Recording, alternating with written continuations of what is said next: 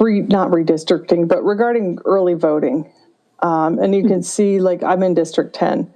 So they're going after HBCUs, and it's quite clear that that's what they're trying to do.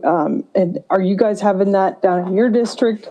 And what can we do to sort of overcome these issues? And I think that if they're doing this in the primaries, obviously they're going to try it again in the general. So Correct. How can we fight back to that situation? So, I mean, and it's so, and the fact that they're so transparent, like they're not even hiding their hands, it's crazy, like what they're doing with A&T, and I'm sure they'll do it with other HBCUs as well.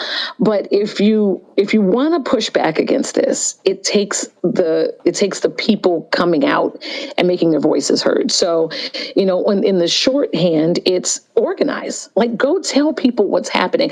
The average person, and that's none of us that are on this call. You know why? Because it's a Wednesday night at 6:00 in the evening and we're having a good time talking about politics. Like that's not the average person, right? The average person is trying to get dinner on the table, help kids with homework, and figure out how they're going to pay these bills, right? And so I'm kidding when I say we're not average, we are, but like the average person is not paying this much attention to politics. And so they might not even know in their own communities that these are the types of things that are going on. And it doesn't need to be in your own community. You just have to believe that democracy should be just and that elections should be free and fair and equitable. And if you see that that's under attack anywhere, just like Dr. King said, injustice anywhere is a threat to justice everywhere.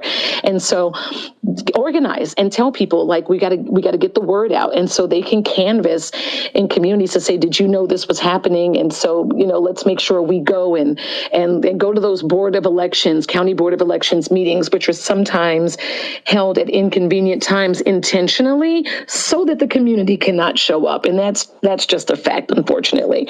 And so go there, go to those meetings, demand that the voting hours are restored, or the dates are restored, or the locations are restored, and let them know you're watching. Because if they think they can get away with it, they will. And if we show up in big numbers, then they know that they are being watched. You can also, so there's talking to your neighbors, there's organizing, and then honestly, it's an unsatisfying answer in the short term, but we have to show up and vote in big numbers. And so if that means arranging, rides for neighbors or whatever it is, if you've got we like to talk about vote tripling. So if you're going, call 3 of your friends.